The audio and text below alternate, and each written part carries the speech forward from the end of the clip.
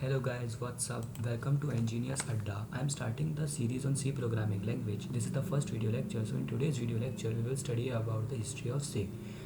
पहली बात इसे क्यों बनाया गया और हाँ जो ये डबल बैक स्लैश मैंने लगाए हैं ये इसलिए लगाए हैं क्योंकि ताकि जो कुछ भी मैंने हेडिंग लिखी है और ये पूरा पैराग्राफ लिखा है ये एज अ कमेंट पास हो.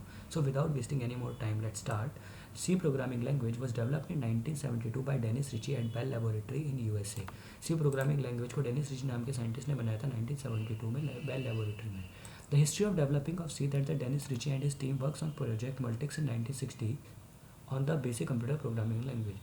But they found technical issue with the BCPL, so they stopped the Project Multics and modified the BCPL language.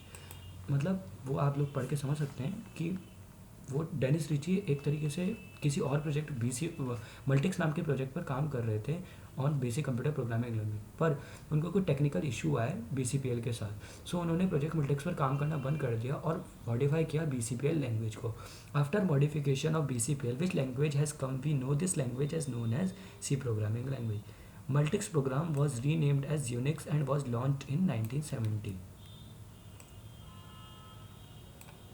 This is the first program in our C language, C programming language.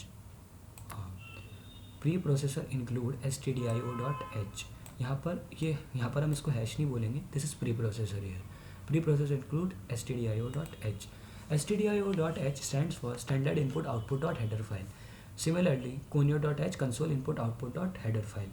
Main is the starting point of the our program.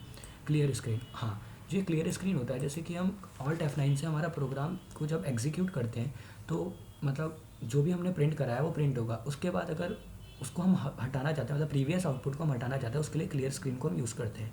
Similarly अब ये print F जैसे कि हम जानते हैं अब ये तो कंप्यूटर है ये कैसे समझेगा कि भाई प्रिंट एफ का मतलब क्या है.